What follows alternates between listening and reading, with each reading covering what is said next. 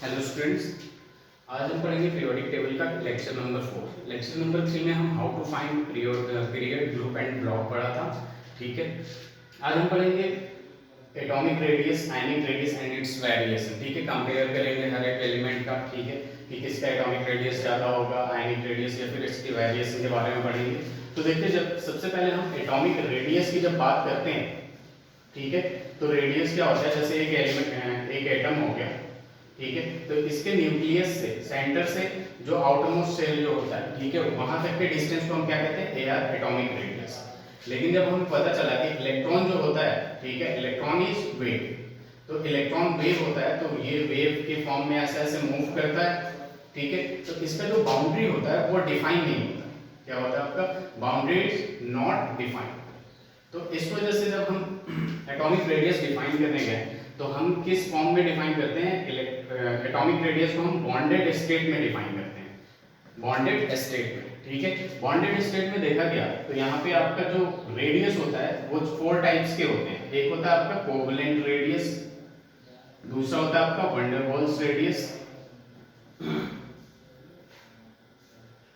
उसके बाद आ जाता है आपका मेटालिक रेडियस, और फिर आ जाता है आपका आयनिक रेडियस। तो आज हमें इन्हीं सब के बारे में डिस्कस करना है, और इनऑर्गेनिक का मतलब क्या हो जाता है, एक्सेप्शन, जो बहुत इंपॉर्टेंट होता है उसके बारे में डिस्कस करेंगे। ओके, देखिए कोवलेंट रेडियस किस बॉन्ड में होगा, किस कंपाउंड में होगा, जिसमें क्या होता है, कोवलेंट बॉन्ड होता है, कोवलेंट कंपाउंड होता है। और हमें पता है कि जो कोवलेंट कंपाउंड होता है वो किससे बनता है, शेयरिंग ऑफ इलेक्ट्रॉन से बनता है। किससे बनता है आपका, शेयरिंग ऑफ इलेक्ट्रॉन से। कोवलेंट रेडियस में हम सबसे पहले एग्जांपल लेते हैं, सेम एलिमेंट्स के बीच में कोवलेंट बॉन्ड बना हुआ है। ठीक है, जैसे ये हो गया आपका एक और एक, ये ए और ए है। ठीक है, यहाँ पे क्या होता है, कोवलेंट कंपाउंड में ओवरलैपिंग होता है। ओके, तो यहाँ पे जो ये सेंटर टू सेंटर डिस्टेंस होता है, ये ए हो गया, ए हो गया, तो ये हो जाता है आपका D A A is equal to क्या होगा, आर ए प्लस आर। ठीक है, ए का रेडियस और ए का रेडियस। ठीक है, जब हम इसकी बात करते हैं तो R A is equal to हो जाता है आपका डी ए ए। ठीक है, अपॉन में तो रेडियस ऑफ कोवलेंट रेडियस हम कैसे डिफाइन करते हैं, R A is equal to क्या हो जाएगा आपका डी ए अपॉन 2, या फिर यहाँ पे लिख देते हैं सी आर। ठीक है, कोवलेंट रेडियस। ठीक है, यहाँ पे डायरेक्ट मैं आर कोवलेंट लिख देता हूँ। तो ये हो जाता है जब आपका एटम सेम होता है, जब एटम डिफरेंट होता है। ठीक है, जब एटम डिफरेंट होता है एटम्स आर डिफरेंट। ठीक है, एटम्स जब डिफरेंट होते हैं तो यहाँ पे दो केसेज होता है। ठीक है, देखिए एटम जब डिफरेंट होता है तो इलेक्ट्रोनेगेटिविटी ऊपर नीचे होता है। इलेक्ट्रोनेगेटिविटी क्या होता है, property of any element to withdraw electrons. ठीक है, विथड्रॉ मतलब खींचने की जो टेंडेंसी रखता है वो क्या होता है आपका, इलेक्ट्रोनेगेटिविटी होता है। अगर आपका इलेक्ट्रोनेगेटिविटी सेम होता है, if En is same, En का मतलब क्या हो जाता है आपका, इलेक्ट्रोनेगेटिविटी। ठीक है, इलेक्ट्रोनेगेटिविटी सेम होता है। ठीक है, तो जैसे मान लीजिए दो अलग अलग एलिमेंट है, ठीक है, ए है और बी है, तो यहाँ पे क्या होगा, D A B is equal to क्या हो जाएगा, R A plus R B. और यहाँ से जब इलेक्ट्रोनेगेटिविटी डिफरेंट होता है तो यहाँ पे इसका रेडियस इजीली इस फॉर्मूले से हम निकाल सकते हैं। दूसरा केस क्या होता है कि जब इलेक्ट्रोनेगेटिविटी डिफरेंट होता है, क्या होता है, जब इलेक्ट्रोनेगेटिविटी डिफरेंट होता है, सपोज ये ए है और ये बी है। ठीक है, सपोज ये ए है आपका और एक बी है, और चूंकि ये ओवरलैप क्यों हो रहा है, क्योंकि कोवलेंट बॉन्ड बन रहा है इनके बीच, ए और बी। ठीक है, तो यहाँ पे क्या होता है आपका, if electronegativity En is different. ठीक है, यहाँ पे हम सपोज कर लेते हैं आपका ए जो है वो ग्रेटर देन बी है, यानी इलेक्ट्रोनेगेटिविटी ऑफ ए जो है वो ग्रेटर देन बी है। तो यहाँ पे एक फॉर्मूला आता है आपका, D A B is equal to हो जाता है R A plus R B, R A plus R B minus 0.9 R A minus R A नहीं, psi A minus psi B. ठीक है, तो यहाँ पे ये दोबारा मैं फॉर्मूला लिखता हूँ, जब इलेक्ट्रोनेगेटिविटी डिफरेंट होता है तो D A B is equal to क्या हो जाएगा, radius of A plus radius of B minus 0.9, यहाँ पे हो जाएगा psi A minus psi B. ठीक है, और ये जो psi A minus psi B जो है ये है आपका electronegativity of A and B respectively. ठीक है, तो इस फॉर्मूले से भी इजीली हम रेडियस निकाल सकते हैं। ठीक है, तो देखिए कोवेलेंट रेडियस जब इलेक्ट्रोनेगेटिविटी डिफरेंस नहीं होता है, सेम एलिमेंट होते हैं, तो ये फॉर्मूला लग जाता है। एटम्स जब डिफरेंट होते हैं तो यहाँ दो केसेस आते हैं आपका, इलेक्ट्रोनेगेटिविटी सेम भी हो सकता है और डिफरेंट भी हो सकता है। तो जब सेम होता है, अप्रॉक्स इक्वल होता है, तो ये वाला फॉर्मूला, और जब टोटली डिफरेंट होता है तो ये वाला फॉर्मूला लगा के हम इजीली निकाल सकते हैं। आर क्या है, radius of B, R B क्या है, रेडियस ऑफ बी। ये formula 0.9 psi A minus psi B, ये जो है आपका क्या है, इलेक्ट्रोनेगेटिविटी का वैल्यू दे रखा होगा, इजीली कैलकुलेट कर सकते हैं। तो यहाँ पे आता है आपका कोवेलेंट रेडियस, ठीक है, कोवेलेंट रेडियस यहाँ खत्म होता है। इसके बाद हम वंडर वॉल्स रेडियस की बात करेंगे। वंडर वॉल्स रेडियस देखिए क्या होता है, कोई बॉन्ड नहीं होता उनके पास जो फोर्स ऑफ अट्रैक्शन होता है, जैसे सपोज कर लीजिए आपका H2 हो गया और H2 हो गया, ठीक है, इसके बीच का तो एक कोवेलेंट बॉन्ड है H और H में, ठीक है, लेकिन इन दोनों के बीच में जो फोर्स ऑफ अट्रैक्शन होगा उसी को हम क्या कहते हैं, वंडर वॉल्स रेडियस कहते हैं। तो नेक्स्ट टॉपिक हम डालेंगे वंडर वॉल्स रेडियस। यहाँ बात जब हम करते हैं कि वंडर वॉल्स रेडियस, तो यहाँ आता है विदाउट एनी बॉन्ड। क्या होता है आपका, विदाउट एनी बॉन्ड, ठीक है। तो इनमें एक्चुअल में कोई बॉन्ड नहीं होता, जैसे सपोज कर लीजिए आपका यहाँ पे क्या है H, ठीक है, H2 है ये, और यहाँ भी क्या आपका H2 है। तो इनमें जो force of intermolecular force of attraction होता है, ठीक है, इंटरमोलिक्यूलर फोर्स ऑफ अट्रैक्शन होता है, तो यहाँ पे DAB इज इक्वल टू क्या हो जाता है, RA रेडियस अगर हम निकालना चाहें तो यहाँ क्या हो जाएगा, DH2 डिवाइडेड बाई क्या आ जाएगा, 2 हो जाएगा। और ये जो रेडियस होगा वो कौन सा होगा, वंडर वॉल होगा। V लिख देता हूँ, V फॉर वंडर वॉल, ठीक है। तो यहाँ radius of van der Waals radius is equal to DH2, H2 इन दोनों के बीच का डिस्टेंस क्या है, डिवाइडेड बाई 2, ओके। ये जनरली आपके इनर्ट गैसेस में होते हैं, ठीक है, क्योंकि हमें पता है कि इनर्ट गैसेस जो होते हैं वो ऑलरेडी स्टेबल होते हैं। तो उन दो एलिमेंट के बीच में, ठीक है, जैसे मान लीजिए हीलियम हो गया, ठीक है, तो इनका जो वंडर वॉल्स रेडियस निकालते हैं तो ये जो होता है He और He के बीच का जो डिस्टेंस होता है डिवाइडेड बाई, तो ये होता है आपका वंडर वॉल्स रेडियस। अब देखिए यहाँ पे हम कंपेयर करेंगे कि कोवेलेंट रेडियस ज्यादा बड़ा है या फिर वंडर वॉल्स रेडियस बड़ा है, ठीक है। कोवेलेंट रेडियस अगर इसकी बात करें तो यहाँ H और H है, तो इनमें शेल में ओवरलैप हो रहा है, तो यहाँ पे क्या आएगा आपका RC, ठीक है, कोवेलेंट रेडियस, ठीक है। तो ये इनके एलिमेंट इन मॉलिक्यूल के बीच में ही है, जबकि हम वंडर वॉल्स रेडियस की बात करें तो दो मॉलिक्यूल के बीच का जो फोर्स ऑफ अट्रैक्शन होता है, इंटरमॉलिक्यूलर फोर्स ऑफ अट्रैक्शन, ठीक है, तो उनकी बात कर रहे हैं, तो हमें यहाँ सीधे सीधे पता चल रहा है कि जो वंडर वॉल्स रेडियस होता है वो ग्रेटर देन कोवेलेंट रेडियस होता है। क्या होता है, जो वंडर वॉल्स रेडियस होता है वो ग्रेटर देन कोवेलेंट रेडियस होता है, ओके। अब हम बात करेंगे आपका थर्ड, जो मेटालिक रेडियस है, ठीक है। मेटालिक रेडियस भी इजी है। जब हम मेटालिक रेडियस की बात करते हैं तो यहाँ देखिए क्या होता है, मेटालिक रेडियस मेटालिक कंपाउंड में बनता है, ना ही यहाँ आयनिक होता है, और वो क्या कहते हैं, कोवेलेंट होता है। देखिए होता कैसे है, जैसे हमें पता है कि यहाँ पे जो होता है एक लैटिस बनता है, ठीक है, सपोज ये आयरन का लैटिस है, ठीक है, या फिर जिंक का लैटिस है, तो यहाँ पे क्या होता है, ये 3D में होता है, और इनमें क्या होता है, हमें पता है कि इलेक्ट्रॉन जो होते हैं इनमें फ्री होते हैं। कैसे होते हैं, आपके इलेक्ट्रॉन जो होते हैं वो फ्री होते हैं। जैसे सपोज आपका यहाँ पे यहाँ पे क्या है कि इलेक्ट्रॉन है, ये फ्री है, तो ये जब मूव करेगा, ठीक है, तो यहाँ से जब मूव करेगा तो यहाँ पे जो इनके न्यूक्लियस होते हैं यहाँ पे फोर्स ऑफ अट्रैक्शन लगाएगा। ऐसे ही आपके इधर भी होंगे जो एलिमेंट्स होंगे, ठीक है, मेटल होंगे, इधर भी ये फोर्स ऑफ अट्रैक्शन लगाया रहेगा, ठीक है, फोर्स ऑफ अट्रैक्शन सबको होल्ड किया रहेगा, ऐसे ही मूव करता रहेगा और सबको होल्ड किया रहेगा। इसी को हम क्या कहते हैं, मेटालिक बॉन्ड कहते हैं। और मेटालिक रेडियस की जब बात करते हैं तो इसमें भी यही आता है, DMM, जो मेटल के बीच का जो डिस्टेंस है डिवाइडेड बाय 2, ठीक है, तो ये हो जाता है आपका मेटालिक रेडियस। इससे ज्यादा इसमें कुछ नहीं है, ठीक है। अब तीन चीजें हमने पढ़ा, RB मतलब वंडर वॉल्स, ठीक है, RM मतलब मेटालिक रेडियस, और RC मतलब कोवेलेंट रेडियस। देखिए इनमें सबसे ज्यादा इनका कंपैरिजन हमेशा पूछा है, ठीक है, नीट और जेईई में पूछते ही रहता है। तो जो वंडर वॉल्स रेडियस होता है वो सबसे ज्यादा बड़ा होता है, फिर मेटालिक रेडियस होता है, उसके बाद कोवेलेंट रेडियस होता है। कोवेलेंट रेडियस छोटा होने का रीजन यही है कि उनमें जो होता है ओवरलैप होता है, इस वजह से छोटा हो जाता है, ठीक है। इसमें तो एकदम ही बड़ा होता है, दो अलग अलग मॉलिक्यूल के बीच का जो डिस्टेंस होता है, ठीक है, RM जो होता है वो पास में होते हैं थोड़े, और कोवेलेंट जो होता है वो क्या हो जाता है आपका, ओवरलैप हुआ रहता है। क्या होता है आपका, ओवरलैप हुआ रहता है। तो इस बात को ध्यान में रखिएगा, ठीक है। अब हम पढ़ेंगे वेरिएशन ऑफ एटॉमिक रेडियस। जैसे क्लास 10 में हमने पढ़ा था कि टुवर्ड्स अलोंग ग्रुप, ठीक है, अलोंग पीरियड और अलोंग ग्रुप, ठीक है। तो पीरियड में पता है हमें लेफ्ट टू राइट मूव करते हैं इन अ पीरियड, और जब हम ग्रुप की बात करते हैं तो ऊपर से नीचे मूव करते हैं। तो उसके बारे में हम अभी पढ़ेंगे और क्वेश्चंस डिस्कस करेंगे और फिर एक्सेप्शंस की बात करेंगे। ओके, आई होप ये आप लोगों को समझ में आ रहा हो। यहाँ वेरिएशन ऑफ एटॉमिक रेडियस की बात करते हैं तो सबसे पहला आता है आपका along a period, along a period.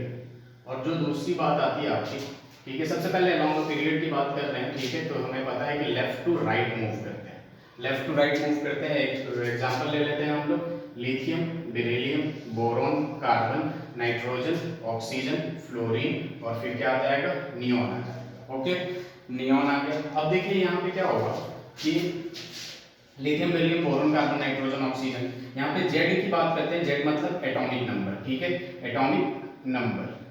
और एटॉमिक नंबर की जब बात करते हैं तो यहाँ पे नंबर ऑफ प्रोटॉन भी उसके बराबर होगा, नंबर ऑफ प्रोटॉन और number of electron. Number of proton यानी न्यूक्लियर चार्ज, न्यूक्लियस में कितना चार्ज है, तो न्यूक्लियर चार्ज की बात कर रहे हैं, ठीक है। तो जेड इज इक्वल टू यहाँ क्या आएगा, 3 4 5 6 7 8 9 10।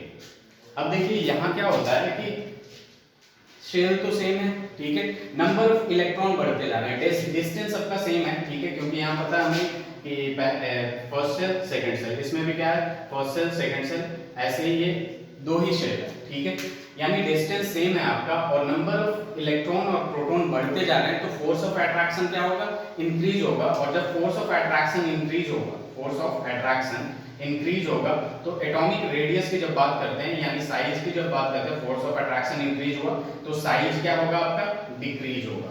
ओके, तो ये बात आप लोगों को पहले से ही पता था, अलोंग द पीरियड जो साइज होता है वो डिक्रीज होता है, ठीक है, अलोंग द पीरियड जो साइज होता है वो डिक्रीज होता है। उसके बाद ग्रुप की बात करते हैं तो डाउन द ग्रुप, ठीक है, डाउन द ग्रुप की जब बात करते हैं, ठीक है, तो यहाँ क्या होता है, टॉप टू बॉटम की बात कर रहे हैं, ठीक है, टॉप टू बॉटम, ऊपर से नीचे आ रहे हैं, ठीक है, ऊपर से नीचे आ रहे हैं तो हम पहला ही ग्रुप ले लेते हैं, हे ली ना के रब से फरिया, ठीक है।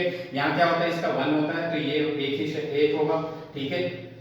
यहाँ पे जब करेंगे तो 2,1 हो जाता है, यहाँ करेंगे तो 2,8,1, यहाँ करेंगे 2,8,1। अब देखिए यहाँ पे हाइड्रोजन में एक शेल है, लिथियम में 2 है, 3 है, 4 है, तो ये साफ साफ दिख रहा है कि एक से बढ़ रहा है, शेल सीधे शेल बढ़ रहा है। तो अलोंग डाउन द ग्रुप जो साइज होता है वो क्या होता है आपका, इंक्रीज होता है, down the group size increase करता है। और along the period left to right क्या होता है, डिक्रीज करता है। और ये बात भी सही है, अगर लेफ्ट टू राइट डिक्रीज कर रहा है तो राइट टू लेफ्ट क्या होगा, इंक्रीज करेगा, ठीक है।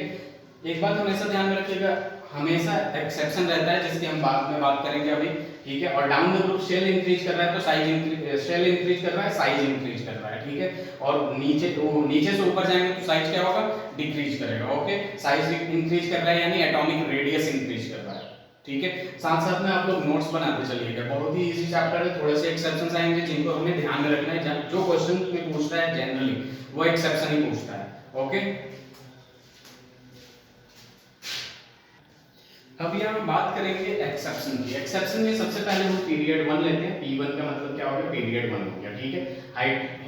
हाइड्रोजन लेते हैं, हाइड्रोजन के बाद क्या आ जाएगा आपका, हीलियम, ठीक है।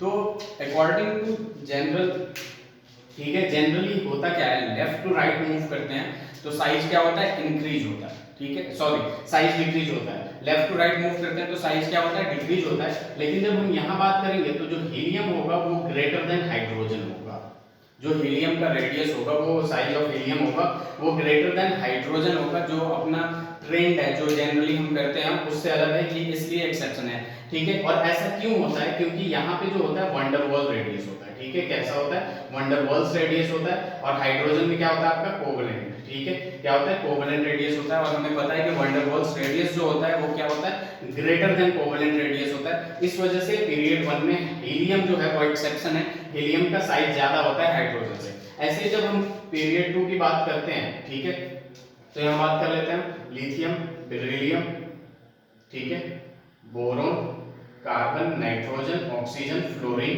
नियोन की बात कर लेते हैं, ठीक है। अगर हम जनरल ट्रेंड पे जाएं तो सबसे बड़ा होगा लिथियम इसमें। लेकिन यहाँ क्या होता है, देखिए जो इनर्ट गैसेज होते हैं, नोबल गैसेज होते हैं, वो वंडर वॉल्स रेडियस बनाते हैं, ठीक है, वंडर वॉल्स रेडियस बनाते हैं। इस वजह से ये एक्सेप्शन होता है, ठीक है। अब यहाँ पे अगर देखें हम तो लिथियम जो होगा सबसे छोटा होगा, फिर लिथियम जो होगा सबसे बड़ा होगा, फिर बेरिलियम होगा, फिर बोरॉन होगा, फिर कार्बन होगा, फिर नाइट्रोजन होगा, फिर ऑक्सीजन होगा, उसके बाद फ्लोरीन होगा, और नियोन इन सब में सबसे बड़ा होगा due to van der Waals radius.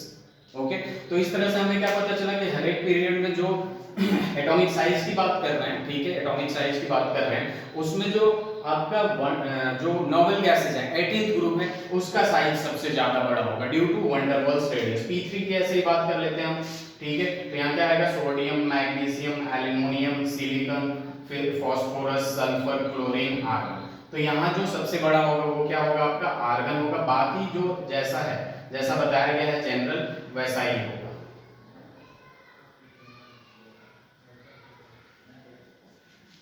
ठीक है, आई होप ये आप लोगों को इजीली समझ में आ गया होगा, ठीक है।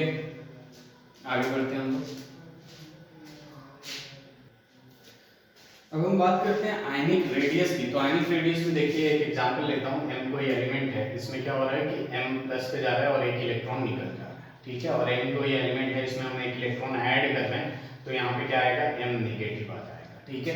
इसमें बेसिकली हमें ये बताना है कि कैटायन, ठीक है, अनायन और पेरेंट एटम या फिर एटम लिख लीजिए, जो न्यूट्रल होता है उनमें बड़ा कौन होता है, इनमें हम कंपेयर करेंगे, ठीक है। सबसे पहले m की जब बात कर रहे हैं हम, ठीक है, और यहाँ M प्लस है, ठीक है, यानी एक इलेक्ट्रॉन दे दिया है। जैसे हम सोडियम की बात कर लेते हैं, सोडियम का जो इलेक्ट्रॉनिक कॉन्फ़िगरेशन होगा 1s2 2s2 2p6 3s1, क्या है 3s1। और सोडियम प्लस की जब बात करते हैं हम, तो यहाँ क्या है आपका 1s2 2s2 2p6 3s खत्म हो जाएगा। यानी यहाँ जब शेल की बात कर रहे हैं तो यहाँ पे कितने शेल हैं आपके, 3 शेल है। और जब यहाँ पे बात कर रहे हैं हम, तो यहाँ पे कितने शेल हैं आपके, 2 शेल है। तो इससे क्या पता चला हमें कि कैटायन जो होता है वो लेसर देन अनायन होता है साइज में, ठीक है। Size of अनायन is always greater than cation. और जबकि हम सोडियम की बात कर रहे हैं, अब देखिए, सॉरी अनायन, पेरेंट एटम जो होता है, पेरेंट एटम या फिर एटम की बात कर लेते हैं, वो ग्रेटर देन क्या होता है आपका, कैटायन होता है। क्या होता है, ग्रेटर देन कैटायन होता है। और जबकि हम नेगेटिव की बात करते हैं, अनायन की बात करते हैं, तो एक इलेक्ट्रॉन इंक्रीज कर जाता है उसमें, ठीक है। पहले इसमें क्या था, देखिए अगर हम एक एग्जांपल ले रहे हैं कि इसमें जो है स्टार्टिंग में 4 इलेक्ट्रॉन है, ठीक है। अब इसमें क्या हो गया, जब नेगेटिव हुआ ये एक इलेक्ट्रॉन, जब इसमें ऐड किया हमने, तो यहाँ पे क्या हो गया आपका 5 इलेक्ट्रॉन हो गया। जब इसमें 5 इलेक्ट्रॉन होगा तो इसका जो रिपल्सन होगा वो क्या होगा, इंक्रीज करेगा, और रिपल्सन की वजह से ये एक्सपेंड करेगा। इस वजह से देखिए यहाँ पे क्या पता चला, ये एक्सपेंड करेगा, यानी एक न्यूट्रल एटम से बड़ा होगा, ठीक है। और न्यूट्रल एटम यानी पेरेंट एटम है, वो ऑलरेडी कैटायन से बड़ा है, ठीक है। ध्यान दीजिएगा, मैं दोबारा बोल रहा हूँ कि एक न्यूट्रल एटम है ये, ठीक है, ये न्यूट्रल एटम है, ठीक है। इससे बड़ा ये होगा, ये साइज के मत जाइएगा, मैं दोबारा बता रहा हूँ, ठीक है। एक न्यूट्रल एटम है आपका, जिसमें क्या है, 4 इलेक्ट्रॉन है। अब इसी एटम को हमने क्या किया कि इसमें एक इलेक्ट्रॉन ऐड कर दिया। इसमें एक इलेक्ट्रॉन जब ऐड किए तो यहाँ पे फोर्स ऑफ रिपल्सन, ठीक है, रिपल्सन जो होगा वो क्या होगा, इंक्रीज करेगा। और रिपल्सन इंक्रीज करेगा तो एक्सपेंड करेगा, थोड़ा सा एक्सपेंड करेगा आपका, तो यहाँ पे साइज क्या होगा, वो थोड़ा बड़ा हो जाएगा, ठीक है। अब यहाँ पे हमने क्या किया कि इलेक्ट्रॉन एक निकाल दिया, ठीक है, इलेक्ट्रॉन एक इसमें से निकाल दिया हमने, तो रिपल्सन डिक्रीज कर जाएगा, तो साइज क्या होगा, डिक्रीज कर जाएगा, ठीक है। ये एटम है आपका पेरेंट एटम, ये अनायन है आपका, और ये है आपका कैटायन जिस पे पॉजिटिव चार्ज आ चुका है, ठीक है। तो इससे क्या पता चल रहा है आपको कि जो अनायन है, ठीक है, रिपल्सन की वजह से बड़ा हो जाएगा, किससे, पेरेंट एटम से, ठीक है, किससे, पेरेंट एटम से जो न्यूट्रल है। और पेरेंट एटम जो है वो बड़ा होगा आपका कैटायन से, किससे बड़ा होगा, कैटायन से बड़ा होगा। तो इस बात को हमेशा ध्यान में रखिएगा कि अनायन जो होता है वो पेरेंट एटम से बड़ा होता है और कैटायन सबसे छोटा होता है, ठीक है। तो आई होप आप लोगों को ये समझ में आ गया है, ठीक है। एग्जांपल देता हूं मैं अभी, इसको साथ साथ में लिखते जाइएगा। यहाँ देखिए कुछ एग्जांपल्स लिखा हूं मैं। हाइड्रोजन, इनके एटॉमिक आयनिक रेडियस की बात करेंगे H+ और ये H-, ठीक है। ध्यान दीजिए ये क्या है, according to our previous concept, जो नेगेटिव है, कैटायन है, वो आपका बड़ा होगा as compare to parent atom. उसके बाद सबसे छोटा क्या हो जाएगा आपका, कैटायन हो जाएगा, कैसे होगा, यहाँ पे देखिए हाइड्रोजन में एक इलेक्ट्रॉन ऐड हो गया है, उसमें रिपल्सन होगा। इसमें क्या है कि आपका सेम वही है, पैरेंट एटम है और H प्लस में उसे भी निकाल दिया है, ठीक है, इसी वजह से ये छोटा हो जाएगा। जबकि यहाँ बात करते हैं n-2 n-3, इसमें क्या हुआ, इलेक्ट्रॉन एक में ऐड किया, ठीक है, रिपल्सन बढ़ा, दो ऐड कर दिया और ज्यादा रिपल्सन बढ़ा, तीन और ऐड कर दिया और ज्यादा रिपल्सन बढ़ा, और रिपल्सन जिसमें सबसे ज्यादा होगा वो ज्यादा एक्सपेंड करेगा, तो एटॉमिक साइज उसकी ज्यादा होगी। इस वजह से जिस पे जितना ज्यादा नेगेटिव, ठीक है, जब हम बात करते हैं किसी एक का, तो जिस पे जितना ज्यादा नेगेटिव होगा वो उतना ज्यादा बड़ा हो जाएगा, ठीक है। एनायन सेम की बात कर रहे हैं, नाइट्रोजन की बात कर रहे हैं, इस वजह से। अब O2 O- सिमिलरली ये इसमें इलेक्ट्रॉन ज्यादा है, रिपल्सन ज्यादा होगा, एक्सपेंड ज्यादा करेगा, एटॉमिक साइज बड़ा होगा, ठीक है।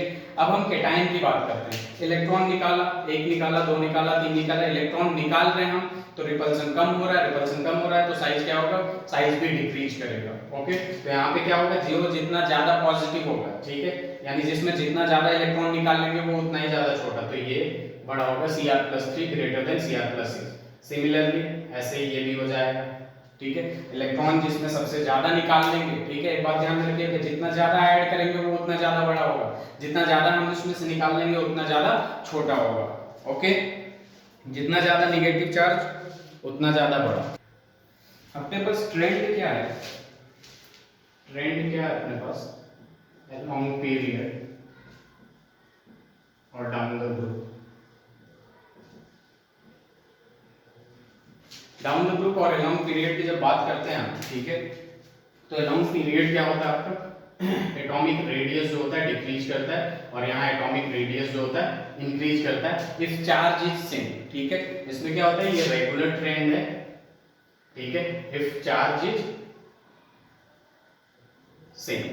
जैसे एज फॉर एग्जांपल ले लेते हैं हम लोग कि सोडियम प्लस मैग्नीशियम प्लस 2 और Al+3, ठीक है। मैंने एक बात बताया, जिस पे जितना ज्यादा नेगेटिव चार्ज वो उतना ज्यादा बड़ा, जिस पे जितना ज्यादा पॉजिटिव चार्ज वो उतना छोटा, तो ये हो जाएगा आपका ट्रेंड, ओके। आई होप ये आप लोगों को समझ में आ रहा है, ठीक है। अगर हम ले लेते हैं आपका लिथियम प्लस सोडियम प्लस ये रुबिडियम प्लस सीजियम प्लस, ठीक है, तो ये तो सीधे सीधे बात है, ठीक है। ये तो हम पीरियड में जा रहे थे, ग्रुप में जा रहे हैं, ग्रुप में ये देखिए 2,1 था, एक निकाल दिए, एक शेल बचा, यहाँ 2 शेल बचेगा, यहाँ 3, यहाँ 4 और यहाँ पर, तो ये आपका ऐसे हो जाएगा इजी, ठीक है। इसके बाद हम आइसो इलेक्ट्रॉनिक स्पीसीज की बात करेंगे। आइसो इलेक्ट्रॉनिक स्पीसीज क्या होता है, देखिए यहाँ पे एक बार मैं दोबारा बता देता हूँ आपको, आइसो इलेक्ट्रॉनिक स्पीसीज। देखिए आइसो इलेक्ट्रॉनिक स्पीसीज की जब बात करते हैं तो सेम नंबर ऑफ इलेक्ट्रॉन, क्या होता है आपका, same number of electron in ions, molecules और कैटायंस, ठीक है। आइसो इलेक्ट्रॉनिक स्पीसीज की जब बात करते हैं तो देखिए आइसो इलेक्ट्रॉनिक स्पीसीज का मतलब क्या हो जाता है, सेम नंबर ऑफ इलेक्ट्रॉन, यानी नंबर ऑफ इलेक्ट्रॉन इक्वल होता है, ठीक है। ऑक्सीजन का जनरली कितना वो क्या होता है, न्यूट्रल स्टेट में 8 होता है, 2 लिया है 10 हो गया। नाइट्रोजन का कितना होता है, 7 होता है, 3 इलेक्ट्रॉन लिया है 10 हो गया। फ्लोरीन का 9 होता है, 1 लिया है 10 हो गया, ठीक है। सोडियम का 11 होता है, 1 लिया है 10 हो गया। मैग्नीशियम का 12 होता है, 2 दिया है 10 हो गया, यानी ये एक दूसरे में क्या है आपके कौन सा रिलेशन शो कर रहा है, आइसो इलेक्ट्रॉनिक स्पीसीज है। एक बात हमेशा ध्यान रखिएगा कि आइसो इलेक्ट्रॉनिक स्पीसीज में जो साइज होता है ना वो inversely proportional to atomic number होता है। क्या होता है, inversely proportional to atomic number यानी Z होता है, ठीक है। तो यहाँ पे अब देख लेंगे हम सबसे छोटा एटॉमिक नंबर किसका है, वो सबसे ज्यादा बड़ा होगा, तो हमें दिख रहा है N3 - 7 होता है। फिर क्या हो जाएगा O2 - 8, फिर 9 की बात आएगी, फिर 10 11 की बात आ गई, सोडियम प्लस और Mg+2, ठीक है। तो ये ट्रेंड होगा और यही सही होगा, ठीक है। आइसो इलेक्ट्रॉनिक स्पीसीज में दोबारा बता रहा हूँ, size inversely proportional to atomic number. Atomic number at least आप लोग 30 तक याद कर ले आप तो ज्यादा बेटर होगा, अच्छा होगा, ठीक है। इसका होता है 11, इसका होता है 12, इसका होता है 9, इसका होता है 7, इसका होता है 8। तो जो सबसे छोटा वाला एटॉमिक नंबर होगा उसका साइज सबसे ज्यादा बड़ा होगा। इसमें बस एक ही कंडीशन है कि ये आइसो इलेक्ट्रॉनिक होना चाहिए। आइसो इलेक्ट्रॉनिक का मतलब क्या होता है, same number of electron, count कर लीजिए, ठीक है। कि अगर नेगेटिव चार्ज होता है किसी एलिमेंट पे वो इलेक्ट्रॉन लिया जितना ज्यादा नेगेटिव होता है, ठीक है। अगर पॉजिटिव हुआ जितना ज्यादा पॉजिटिव उतना इलेक्ट्रॉन दे चुका है, ओके। एक और एग्जांपल लेते हैं हम लोग, जैसे यहाँ पे आप देख रहे हैं कि S2 - P3 - and Cl minus. ठीक है, सल्फर का एटॉमिक नंबर 16 होता है, 2 इलेक्ट्रॉन लिया है 18 हो गया। फास्फोरस का एटॉमिक नंबर कितना होता है 15 होता है, 3 लिया है तो 18 हो गया। यहाँ क्लोरीन का 17 होता है, 1 लिया 18 हो गया। यानी ये क्या है आपका आइसो इलेक्ट्रॉनिक है। ठीक है, आइसो इलेक्ट्रॉनिक है। आइसो इलेक्ट्रॉनिक का कॉन्सेप्ट क्या होता है, size inversely proportional to atomic number. ठीक है, एटॉमिक नंबर जिसका जितना ज्यादा छोटा वो उतना ज्यादा बड़ा। तो यहाँ पे क्या हो जाएगा P3 minus greater than S-2 और Cl माइनस। ठीक है, तो ये आज के लेक्चर में हमने यही डिस्कस किया, atomic radius, ionic radius, in its variation, और जो एक्सेप्शन था हमने लिख लिया। ठीक है, थैंक यू सो मच। अगर इसमें आपको कोई भी प्रॉब्लम हो तो आप लोग जरूर बताएं कमेंट सेक्शन में, और नोट्स साथ साथ में बनाते चले। ओके, और आगे बढ़ेंगे हम नेक्स्ट क्लास में। ठीक है।